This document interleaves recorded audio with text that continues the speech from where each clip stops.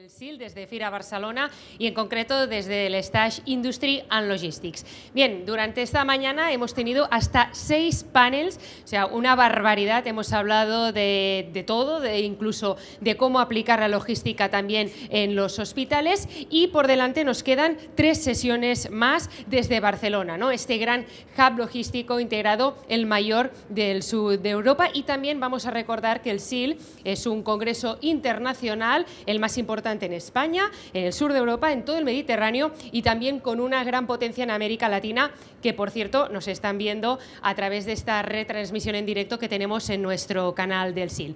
Bien, pues aparte de estos expositores, de estas 650 empresas, del networking, de las más de 100 innovaciones que presentaremos durante estos 3 días en Barcelona, nosotros queremos seguir profundizando en la logística. Y un detalle no menor, y que viene para convertirse quizás en el más importante de la logística actual, es la inmologística, esta parte del sector inmobiliario que se dedica a vender o alquilar almacenes, grandes o pequeñas naves industriales que favorecen sobre todo el e-commerce y la famosa última milla. Realmente imprescindible después de las épocas que nos han tocado vivir. Para todo ello tenemos un panel perfectamente ya preparado. Yo creo que hoy estoy muy bien acompañada, pero antes daremos la apertura de este panel con Carmen Panadero. Muchas gracias, Carmen, por acompañarnos hoy. Muchas gracias. Te presento. Carmen Panadero es presidenta, socia fundadora de WARS, Women in Real Estate Spain, uno de nuestros colaboradores también desde este stage y concretamente del panel de hoy. Pues ganas de conocer todo el trabajo que hacéis en inmologística desde WARS. Gracias. Bueno, muchísimas gracias. Bueno, primero voy a aprovechar, primero para dar las gracias por invitarnos a ser colaboradores de SIL Barcelona, evento nacional por excelencia de tema logístico. Es un orgullo para la asociación WARS estar aquí. Para hablar de logística, luego vamos a tener una mesa interesantísima. Yo quería aprovechar los 2 minutos que voy a estar aquí para contaros 2 cosas. 1, qué es la asociación, y 2, dar las gracias a las socias que han hecho posible este evento. La asociación WARS, como muchos me imagino que sabéis, es una asociación inmobiliaria de mujeres directivas en la que nuestro lema es Juntos sumamos más, porque lo que hacemos es poner en valor la mujer directiva y el expertise de nuestras socias a lo largo y ancho de España y, si podemos, fuera de España también. Tenemos grandes profesionales en un sector que es muy transversal. Hay profesionales de todo tipo, como el ejemplo es el de hoy. Hay economistas, hay financieras, hay arquitectos, hay fondos, hay promotoras. Y estamos muy orgullosas de estas mesas diversas que hacemos.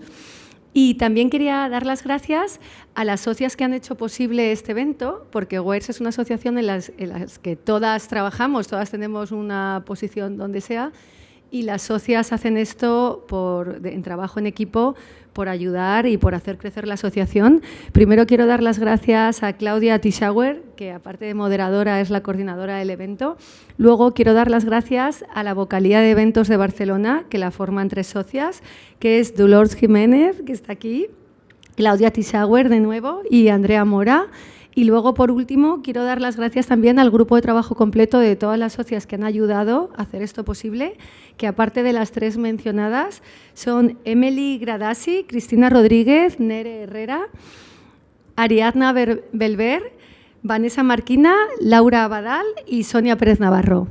Y ya, para despedirme y dar paso a la mesa, solo deciros, todos los que estamos aquí es porque nos interesa la inmologística, la logística en general, si no, no estaríamos congregados en este congreso y en esta sala.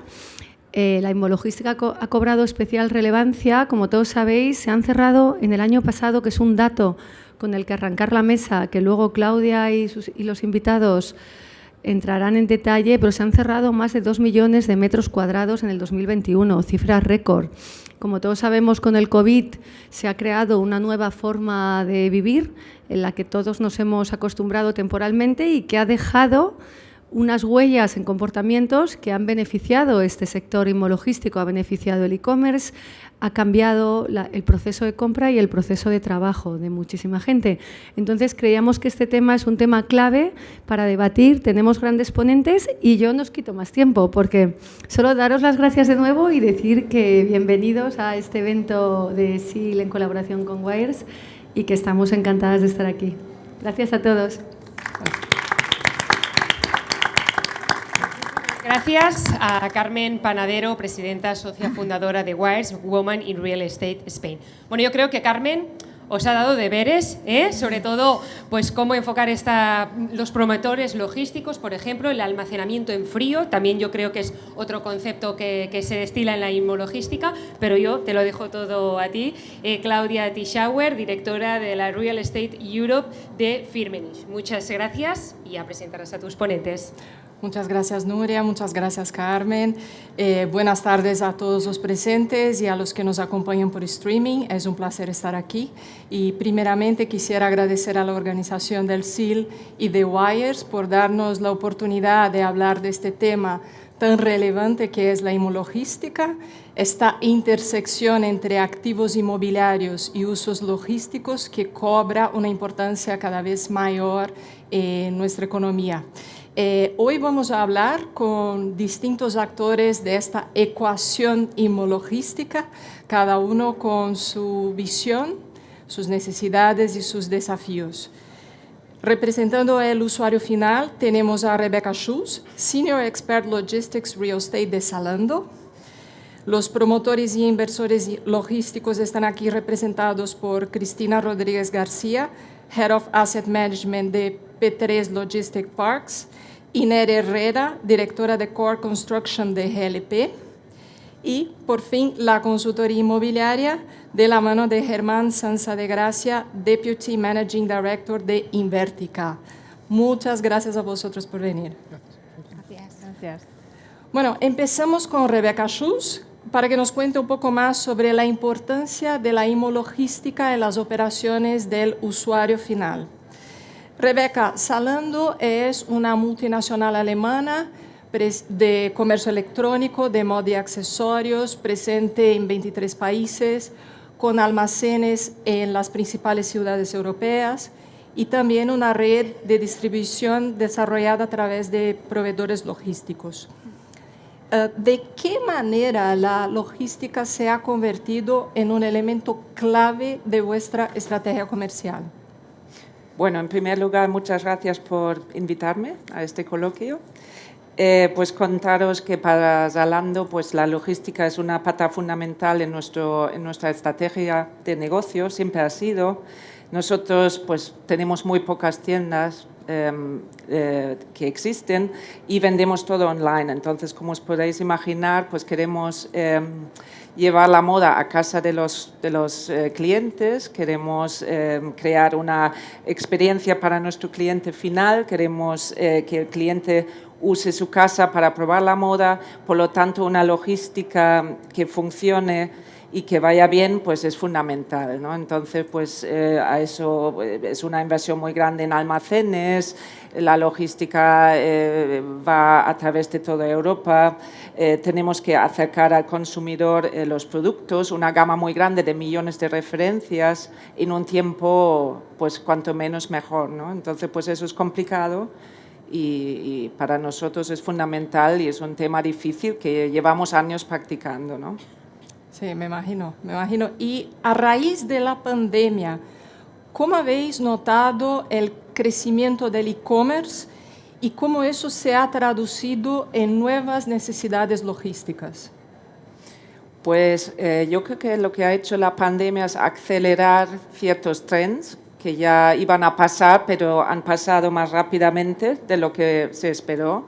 Y yo creo que con la pandemia había de repente mucha otra gente que ha dicho, pues nosotros también vamos a hacer la logística y vamos a empezar vendiendo online, ¿no? Entonces, pues en este sentido, quizás más competencia para nosotros, pero como es un tema que no es fácil, como he dicho, y no se aprende de la noche a la mañana, pues para nosotros ha sido un crecimiento muy grande, no solo para nosotros, pero ha sido un tema que de repente hemos tenido que invertir más dinero en contratar a gente, construir más almacenes, pues han sido tiempos difíciles porque no hemos podido ir todos a trabajar, pues estábamos cerrados, pero yo creo que hemos aprovechado lo que ya sabíamos para hacerlo aún mejor, ¿no? Y al principio a lo mejor se han caído un poco las ventas, pero con el tiempo han subido mucho y yo creo que ha sido un boom, ¿no? Para empresas como la nuestra, que ya vive de esto y que sabe más o menos manejar la logística, yo quiero pensar que bien, ¿no? En nuestro sector. Perfecto, perfecto. Muchas gracias. A continuación vamos a hablar con dos grandes empresas que son a la vez promotoras, inversoras y gestoras de naves logísticas a nivel internacional. P3 Parks cuenta con más de 6,5 millones de metros cuadrados en desarrollo en 11 países en Europa, entre los cuales 18 parques logísticos en España, y GLP es un player global con 73 millones de metros cuadrados en 17 países en Europa, Asia y Américas. Bueno, con el aumento del comercio electrónico hay una demanda cada vez mayor por grandes almacenes para abastecer los puntos de última milla. Sumado a eso, tenemos, como sabéis, hay una escasez de suelo logístico finalista, las tramitaciones de permisos tardan más de lo que esperado, los costes de construcción han aumentado. Así que, ¿cómo os habéis afrontado esta demanda tan inmediatista, ¿no? Teniendo en cuenta la escasez de suelo logístico? ¿Qué acciones habéis implementado en vuestro desarrollo para atender a esta demanda? Bueno, desde P3 al final lo que estamos haciendo es acompañar a nuestros clientes de tres maneras distintas. Por un lado, desde el inicio en la búsqueda, en la compra de un suelo, acompañándoles en la construcción de un build to suit, de manera que estamos con ellos todo el proceso y hacemos una nave acorde a sus necesidades, en las ubicaciones en las que necesitan un mayor desarrollo o una presencia. Por otro lado, también incrementando nuestra cartera de suelos, de land bank disponibles, suelos finalistas preparados para en el periodo más corto posible poder construir y levantar una nave de acuerdo a las necesidades del cliente, centrándonos en puntos logísticos de especial relevancia, un poco en base a lo que hemos visto del desarrollo del e-commerce en segundas, terceras coronas, almacenes secundarios que puedan apoyar esa distribución de última milla, que estamos viendo sobre la que hay muchísima presión ahora mismo. Y por otro lado, por supuesto, la compra de naves y portfolios ya existentes, o sea, de manera que tenemos los tres campos abiertos para poder apoyar. Otra cosa que estamos viendo, que en España se hace un poquito menos todavía, pero sí está muy implantado en otros países europeos, es el brownfield, el desarrollo para última milla, que es donde hay más escasez de espacio, la transformación de unos suelos que ahora mismo tienen otros usos o de naves incluso que están completamente obsoletas, la transformación en nuevos edificios que puedan cumplir las necesidades de los inquilinos. De manera que además de poner suelo que no está a priori disponible a disposición de los inquilinos, minimizamos la huella y el impacto en el medio ambiente de los desarrollos. ¿Y tú, Nere? Yo, por añadir un poco a lo que dice Cristina y refiriéndote a los big boxes, a esos suelos más grandes y que escasean, nosotros en estos últimos años lo que hemos tenido que hacer es coger un poco, intentar equilibrar el riesgo y la previsión, el análisis de mercado, porque para crear estas grandes parcelas no hay inmediatez, es prácticamente imposible que sea un last minute y estamos tomando esos riesgos urbanísticos cada vez más para poder dar ese tipo de servicio.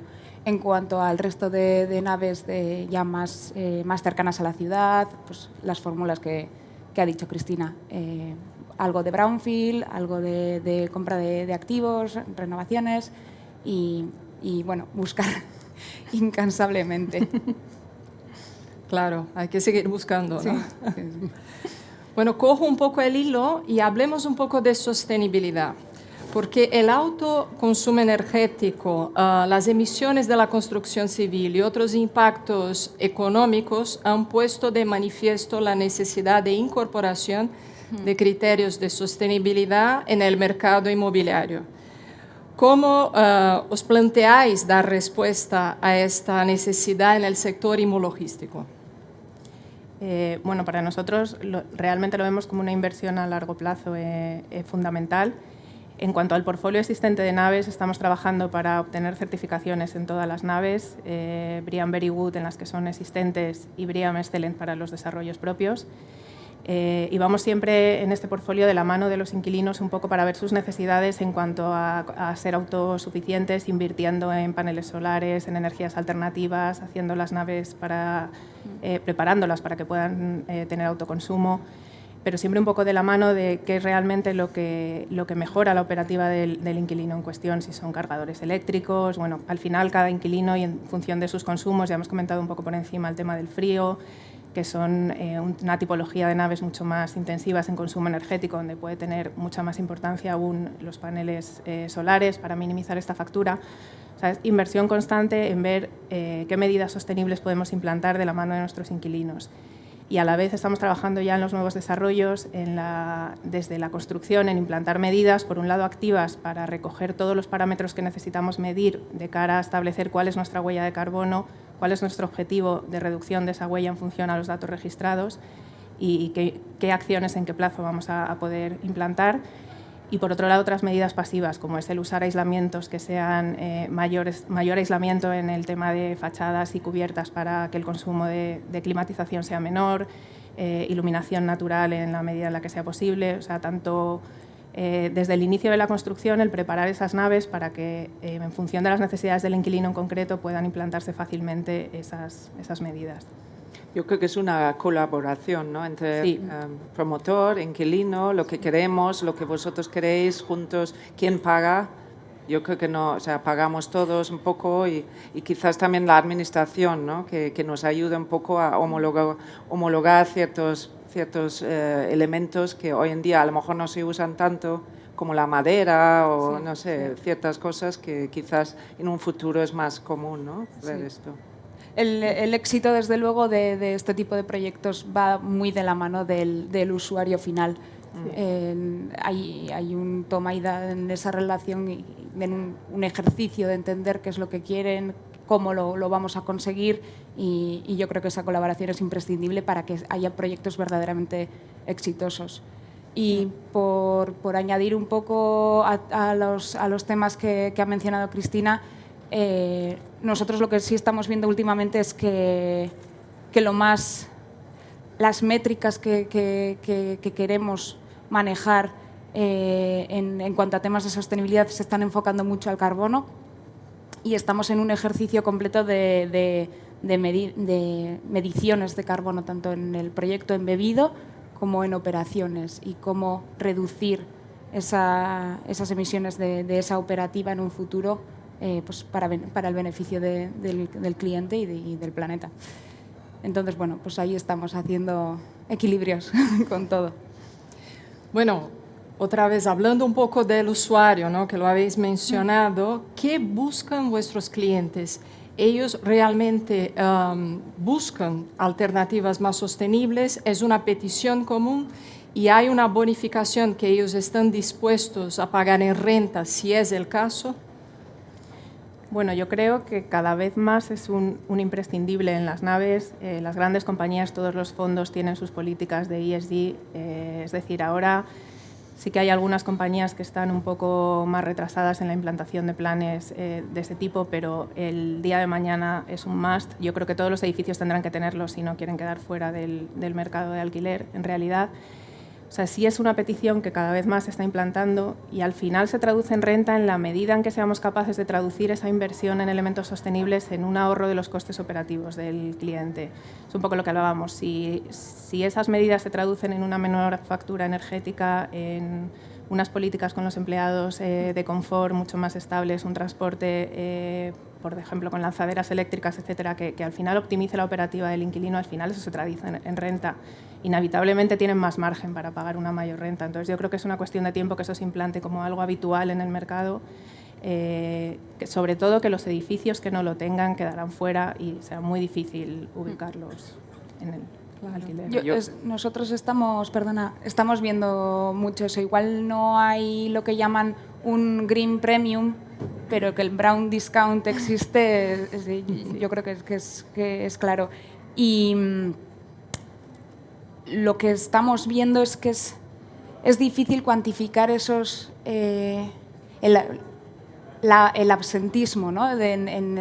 Cuando trabajas en una buena oficina, en una buena nave, se reduce el absentismo, se incrementa la eficiencia, el bienestar de esos empleados, la repercusión en las futuras facturas de consumos energéticos.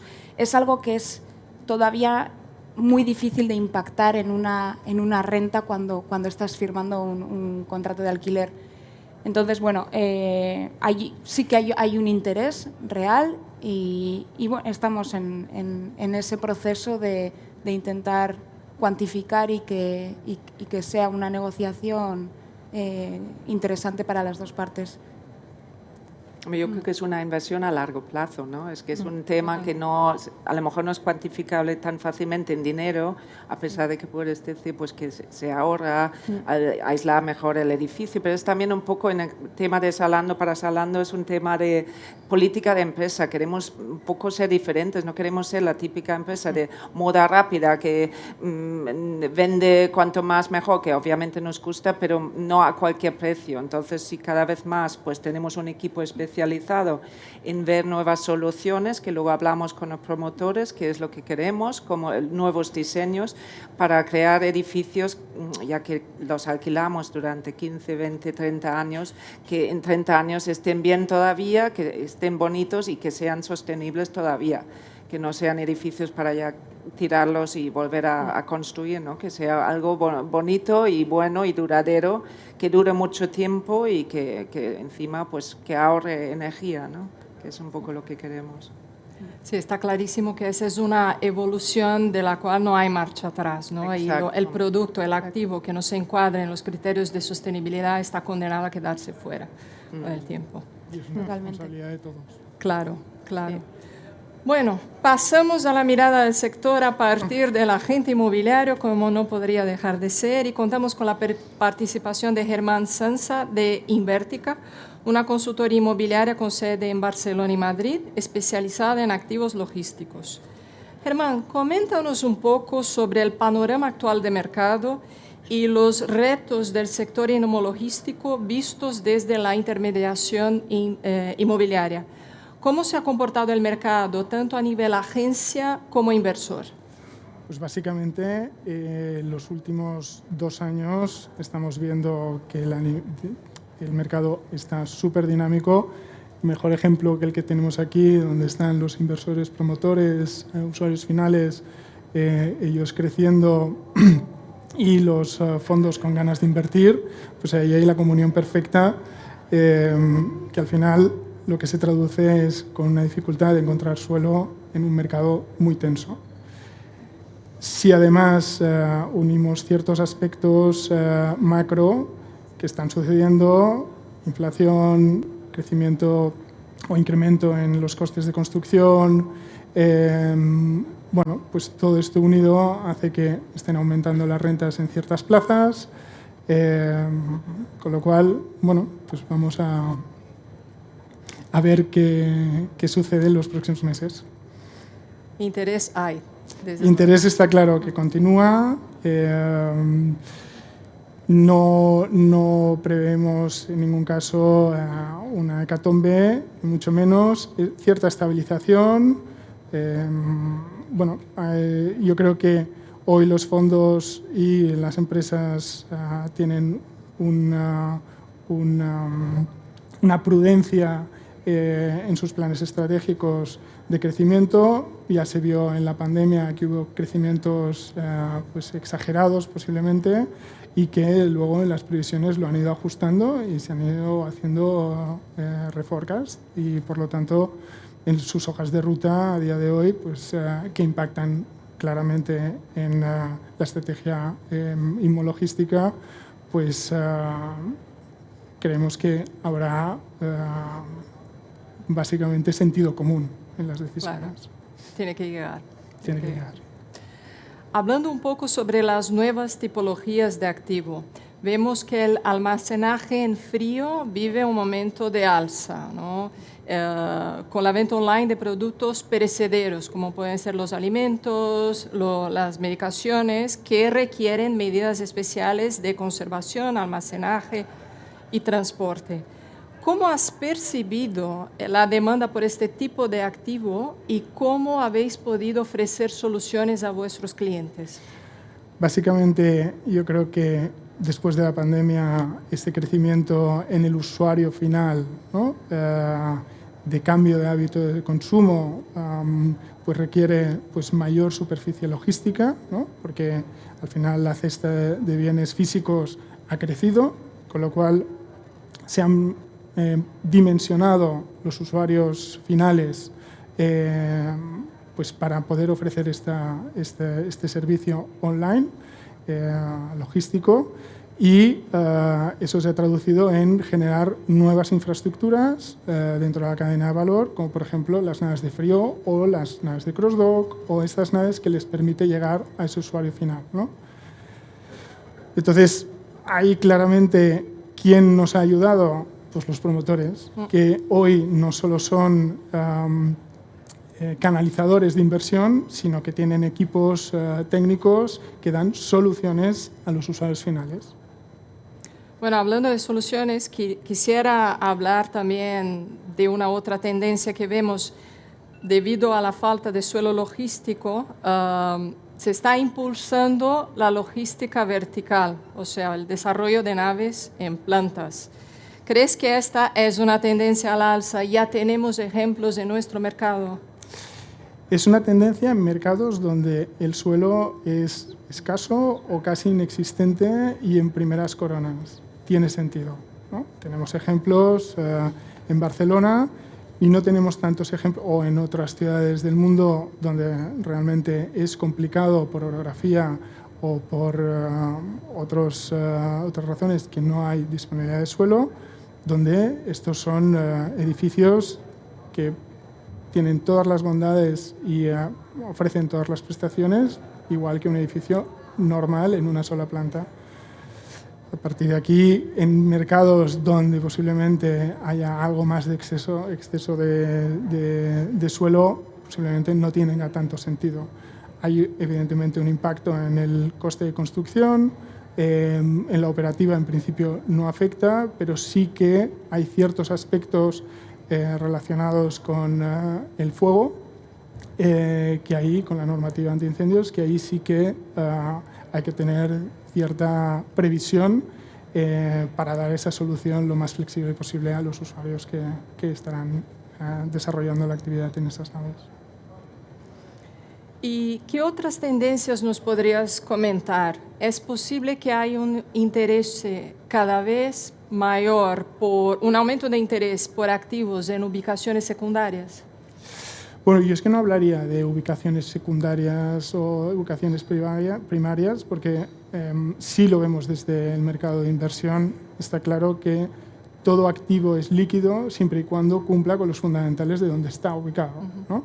O sea, el Big Box estará en primera, en segunda, en tercera corona y no habrá ningún problema en la venta. Seguramente una nave de algo menos superficie en tercera corona de 2.000 metros será un mercado mucho más local y no tan interesante a lo mejor para los inversores internacionales. Sí para inversores locales que conozcan la zona. Entonces, yo diferenciaría esas ubicaciones secundarias.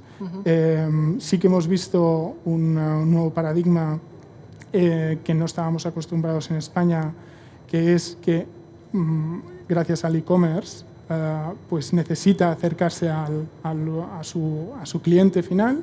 Por lo tanto, ha habido una demanda en ubicaciones, poblaciones de más de 20.000, 30.000 habitantes, pues para poder desarrollar plataformas de última milla y poder llegar al cliente final.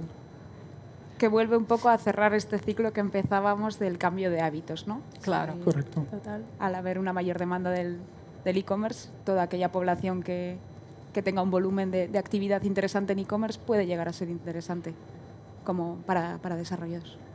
Claro, y en este sentido la creación de hubs regionales también pasa a tener mucho sentido. Sin duda, sin duda. Bueno, vuelvo un poco contigo, con Rebeca, para hacerte una pregunta un poco más inquietante.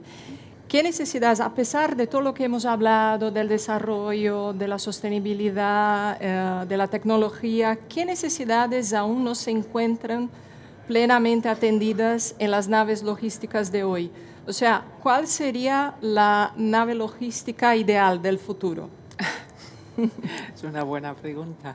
Yo creo que no lo sabemos todavía nosotros. Es decir, esto nos lo dictan un poco nuestros clientes, las necesidades que necesitan. Es decir, pues, por ejemplo, los clientes quieren recibir cada vez más rápidamente los productos.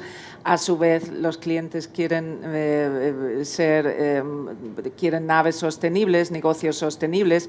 Eso, en cierta manera, es a veces un poco difícil, ¿no? de hacer el balance, porque por un lado quieres entregar directamente, por otro lado, pues estábamos hablando también de la logística inversa, se devuelven muchas cosas, hay gente que dice pues no es muy sostenible tener tantas furgonetas en la calle para entregar ya. Yo creo que hay que buscar un equilibrio en cuanto a tener naves sostenibles, tener un cliente feliz y bueno, pues la logística un poco sostenible, ¿no? No es nada fácil. ¿Y qué naves queremos para el futuro? Pues lo que yo ya he dicho, pues naves que dentro de 20 o 30 años podemos mirarlas y decir, pues esto es una nave bonita que está bien, no es que es una cosa que prefiero, de hecho es más barato tirarla y hacerla nueva que adaptarla, ¿no?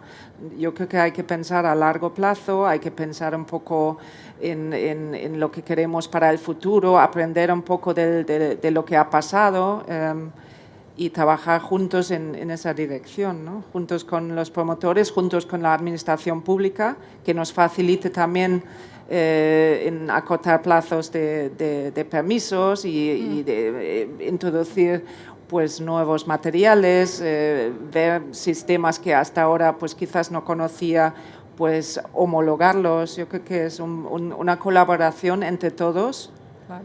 Crear una nave que sea sostenible, que sea buena y que dure mucho tiempo, donde estén felices los trabajadores, como tú has dicho, que creo que es un aspecto importante también, que tiene mucha luz, que tiene buen aislamiento, que, en fin, donde reciclamos pues la luz, el agua, trabajamos así, ¿no? Yo creo que es eso.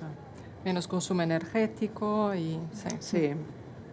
Diseñada para durar, ¿no? Totalmente, sí. Claro, claro. Bueno, vuelvo con los promotores también.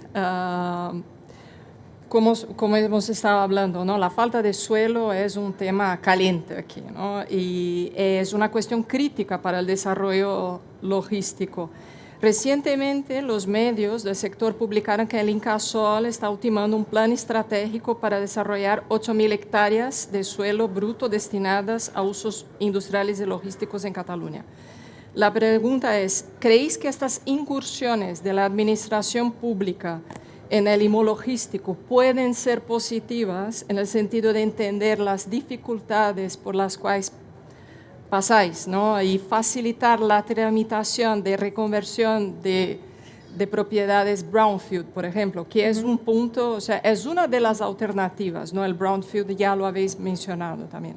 Sí, de hecho es uno de los mayores impedimentos ahora mismo en el mercado, la enorme tramitación de permisos que requiere y los plazos y sobre todo la incertidumbre. O sea, yo creo que al final, para que un desarrollo sea un éxito, la colaboración pública es fundamental en todo ese desarrollo desde el punto de vista inversor, porque se tiene una mayor visibilidad y certidumbre de plazos, precios y resultado final, porque si no entramos en unos niveles de riesgo en el que muchos fondos no se sienten cómodos, no pueden asumir, y unos plazos que muchos usuarios finales tampoco pueden asumir, esa incertidumbre de no saber cuándo va a estar el espacio disponible. Entonces, tenemos ejemplos de colaboraciones que han sido todo un éxito cuando los organismos públicos intervienen y facilitan un poco esos desarrollos. Yo creo que no solo para la tramitación, sino luego también para la operativa, el entender la comunidad local, qué necesitan, cómo se puede mejorar fomentar el empleo, hacer colaboraciones con universidades, etcétera. O sea, al final es un tema, un poco lo que hablábamos, de mejorar también la vida de los empleados y de las comunidades locales donde estamos. Y para eso es fundamental que la administración pública esté colaborando desde el principio en ese desarrollo y nos acompañe un poco dándonos una cierta visibilidad y certidumbre del proceso. Claro. ¿Qué opinas, Enel? Es que no podemos más que celebrar, ¿no? Iniciativas de este tipo. Es imprescindible que haya un entendimiento y una colaboración entre público y privado que ayuda a reducir todos esos riesgos, y sí que nos gustaría pues agilizar un poco todos estos trámites, aunque sabemos y entendemos que son necesarios.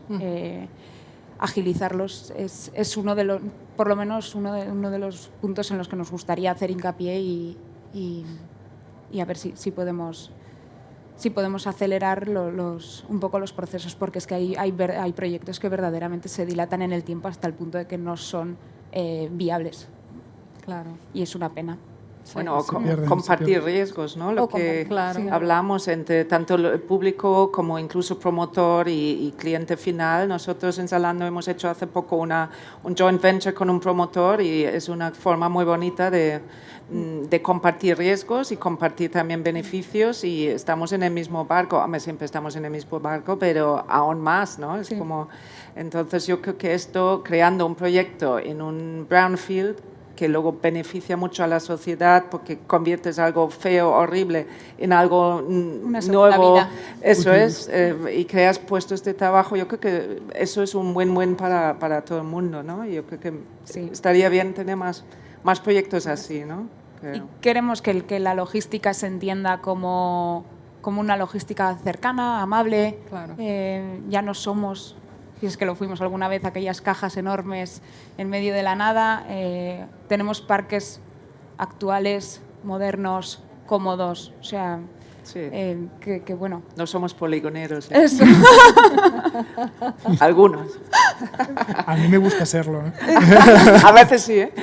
Estamos haciendo un esfuerzo conjunto, usuarios, promotores, inversores, por mejorar, por ofrecer una logística más respetuosa, más amable, y creo que hay camino por recorrer, pero hay cosas muy interesantes a día de hoy.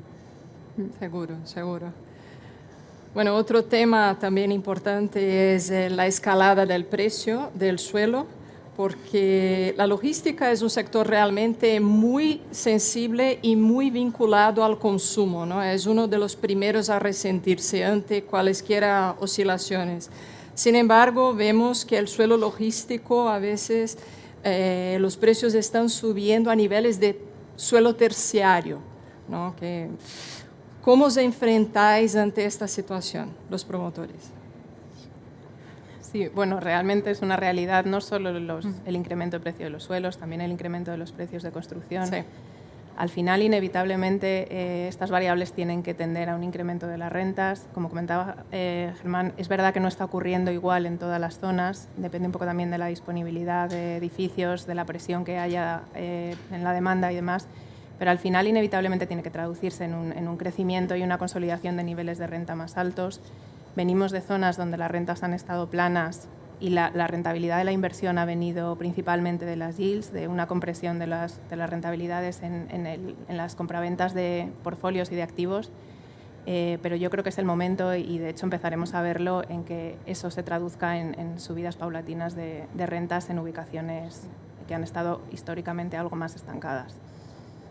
Es que la tormenta perfecta está servida, el suelo subiendo y los precios de construcción en máximos, y precios de energía en máximos históricos, pues en todo no lo podemos absorber. Entonces, está viniendo. Nosotros lo hemos visto a nivel europeo en otros países y llegará a España una subida de rentas porque es una realidad que nadie puede negar. Claro, claro. Entonces, bueno, de la forma más comprensible y más colaborativa y transparente, pero no podemos negar lo evidente. Yo creo que acabas de comentar algo importantísimo, es la manera más colaborativa. O sea, realmente el mercado ha madurado lo suficiente como para que usuarios y promotores antes se sentaban en un lado de cada mesa y luchaban por sus intereses, y ahora no, es el problema lo tenemos encima de la mesa, busquemos soluciones, ¿no? Sí, incluso estableciendo fórmulas de revisión de precio en base a los incrementos durante la construcción de los precios. O sea, yo creo que al final es, que lo has comentado, ser un poco transparente en esa política. Yo creo que no solo el incremento, es la enorme variabilidad que tenemos, donde no te puedes comprometer a unos precios de construcción de aquí a 14 meses porque está el mercado muy inestable. Entonces, yo creo que al final con una política de transparencia, yendo de la mano del mismo lado de la mesa, unas cláusulas de revisión pactadas que tenga cierto sentido, donde las dos partes vean efectivamente esta subida se va a traducir en esto, sepan a qué atenerse desde el principio, yo creo que al final es la fórmula para colaborar conjuntamente. Germán, bueno, como ha comentado Carmen, a ver, el año pasado hubo la mayor contratación de logística de la historia, ¿no? Entonces hay una cierta euforia logística, digamos así. Y respecto a los inversores, vemos que incluso inversores que no eran de la rama logística se están lanzando a invertir en ello. ¿Tú crees que hay, por ejemplo, un riesgo de que eso comprometa la calidad de los activos o que terminemos por tener más producto o producto en exceso de alguna manera? Tal vez en localizaciones, básicamente, ¿quién hoy entra en logística si no tiene un conocimiento profundo puede cometer errores? Si es especulador, todavía más. Promotores que han tenido que dentro de sus estructuras integrar departamentos técnicos con conocimientos súper profundos para dar soluciones complejas a los usuarios finales es lo primordial. Lo que estamos viendo si escaneamos el mercado es que los promotores o inversores activos son pure players, son gente que lleva muchos años, que conoce muy bien el mercado y el terreno que pisa, y por lo tanto aquellos que vienen a sondear el mercado o pensar que es un mercado donde simplemente comprimiendo la yield ya tienes altos ingresos, pues no es así. No es así. Todo tiene un criterio básico detrás, sostenido por el servicio que se dan mutuamente, y básicamente es esto. Sí, es un mercado muy especializado. Muy especializado. Bueno, ahora vamos a dar paso a las preguntas del público. No sé si hay alguna pregunta que queráis hacer.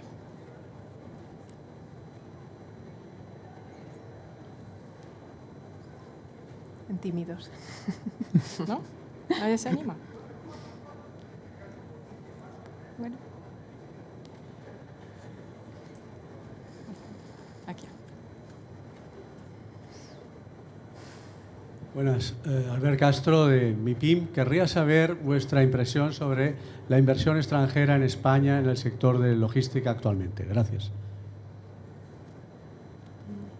Germán. ¿La nuestra? ¿Es para mí? Sí. Ah, perfecto. Okay, es para ti. Es para ti, sí. Pues, Albert, realmente hemos sido muy atractivos y somos muy atractivos como país.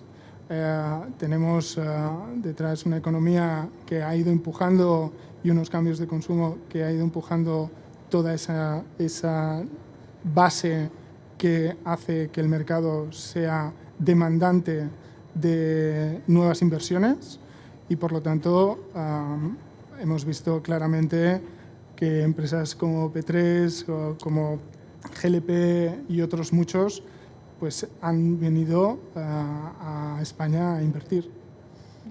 Básicamente esto. Se invirtieron el año pasado unos 2.900 millones de euros, año récord en inversión logística. Este año vemos que también sigue habiendo el mismo interés, mucho más tensado, por supuesto, pero el interés continúa, la necesidad continúa por parte de los usuarios, con lo cual es un mercado que a día de hoy pues es sano. Luego, si pudiera añadir, en cuando miras yo creo que son gráficos que casi todos tenemos en mente, los niveles de absorción del e-commerce en otros países de Europa frente a España, bueno, todo parece indicar que todavía España sigue teniendo interés y crecimiento, potencial crecimiento en ese aspecto. Entonces, por nuestra parte sigue siendo real y sí, con ganas de seguir haciendo desarrollos interesantes. Si nos fijamos en la contratación, en Barcelona ha sido de 275.000 metros cuadrados en el primer trimestre y en Madrid de 375.000. O sea, seguimos una senda de consolidación en la contratación y eso empuja a los fondos a seguir invirtiendo. Yo creo que al final lo que estamos viendo es que todavía hay una demanda pendiente de cubrir, que eso da una cierta estabilidad al mercado, primero por el e-commerce, pero también mirando el ratio de metros cuadrados por habitante, estamos bastante por debajo de la media de países europeos comparables por economía. Entonces yo creo que ese hueco todavía de demanda sin satisfacer es también lo que hace que sea un mercado muy atractivo, que no es una, digamos, moda puntual, sino que es un mercado todavía en estabilización en tamaño. No sé si alguien ha levantado la mano más, si no, adelante. No quiero abusar, quería haceros una pregunta. Yo os quería hacer una pregunta que no creo que tengáis la respuesta, yo no la tengo, pero me gustaría, como expertos que sois del tema, ¿cómo creéis que va a afectar a raíz de la guerra de Ucrania? Hay distintos economistas que están hablando que se está produciendo una desglobalización del mundo, ¿no? Como que estos movimientos de guerra y de protección de los países van a llevar a una retracción del intercambio, o sea, la logística se va a ver afectada sin duda cuando todos nos pongamos a la defensiva de yo produzco más cosas. Ese escenario de desglobalización, ¿cómo creéis que puede afectar a la logística, tanto al espacio al espacio requerido por los grandes importadores como a la operativa? ¿Qué pensáis? Yo te diría, Carmen, que básicamente lo que hemos visto es que esto ya ha llegado y las compañías ya han comenzado a adaptar sus estrategias logísticas y el just-in-time que teníamos hasta ahora es el just-in-case. Y eso también se traduce, ¿no?, en el nuevo diseño de los edificios logísticos. O sea, algunos combinan el mix entre la parte logística de almacenaje y la parte cross-dock. Bueno, tienen un buffer allá que en caso de que haya una ruptura de stock, pues puedan no dejar de distribuir. Sí, en general sí estamos viendo que se contempla como un escenario que puede haber una disrupción en la cadena de suministro y la mayoría estén contemplando el incrementar su stock y el tener algo más disponible en caso de que eso pueda pasar. No solo por la guerra de Ucrania, yo creo, pero también por inestabilidades que hemos visto en el mercado, continuas huelgas, que al final yo creo que ponen de manifiesto la sensibilidad de la economía en general al sector logístico y a la necesidad de que funcione con unos mínimos. Entonces yo creo que es una tendencia que, como dice Germán, está aquí, irá, yo creo, creciendo, pero ya está aquí. Sí, yo creo que también ha venido por el COVID, ¿no? O sea, no solamente por la guerra de Ucrania, eso ya empezó de antes. Como dije, el COVID ha acelerado ciertos trends y tenemos que ver que no dependemos demasiado de un solo material, por ejemplo, que haya alternativas, el gas, por ejemplo, por nombrar alguno, ¿no? O sea, que nos abrimos un poco, que vemos que alternativas hay, ¿no? Que otros edificios hay más para no depender de ciertos materiales tampoco. Sí. La debilidad de la cadena de suministro ha quedado en evidencia y bueno, una forma de prever eso, de evitar eso es aumentar el estocaje o diversificar los puntos de demanda. Y es una realidad, o sea, es una tendencia que yo creo que por el momento parece que viene con fuerza. Muy bien, bueno, muchas gracias. Me ha parecido muy interesante. Yo tenía una última pregunta, si me permites, Claudia. Por favor. La inmologística, al final, ¿no? Hablaba ahora Nere que es más cercana. Rebeca ya se ha atrevido a decir que ya no es poligonera. Pero llegará un momento que la inmologística será superior a la inmobiliaria de habitaje dentro de las grandes urbes, porque viendo cómo va el habitaje y viendo cómo va la inmologística, parece que están cambiando los ritmos, ¿no? No sé. si tenéis datos de esta conversión. ¿No?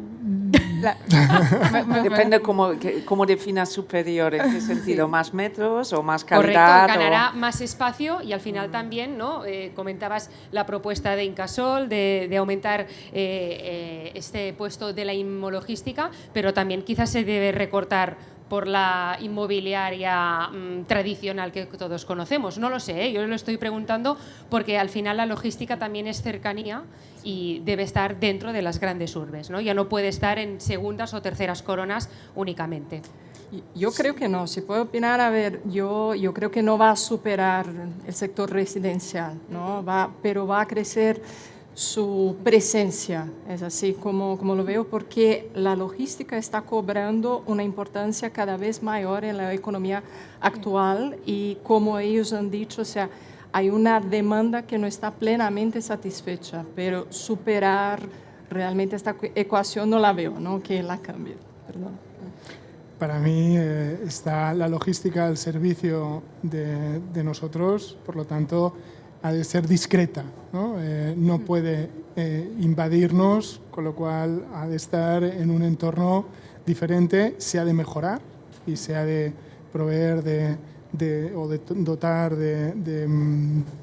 todos aquellos aspectos que mejoren pues, el well-being, que estemos todos mejor en las horas que trabajamos en la logística, pero no veo que en ningún caso vaya a desplazar a la parte residencial o a las personas. Bueno, deben convivir. Deben convivir, correcto. Bueno, yo creo que se han detallado conceptos súper interesantes. Los repaso, por ejemplo, el de verticalidad, el cambio de hábitos y, sobre todo, estas alternativas constantes que debemos ofrecer. Muchísimas gracias a todos, a Rebeca Schulz, Nere Herrera, Cristina Rodríguez, Germán Sanza de Gracia y, sobre todo, a la gran moderación de Claudia Tischauer y a nuestro colaborador, Woman in Real Estate Spain. Nosotros hacemos una breve pausa para volver y hablar de, atención, ahora cambiamos lo que es la inmobiliaria por la automoción. Al final la logística está presente en la sopa. Muchas gracias.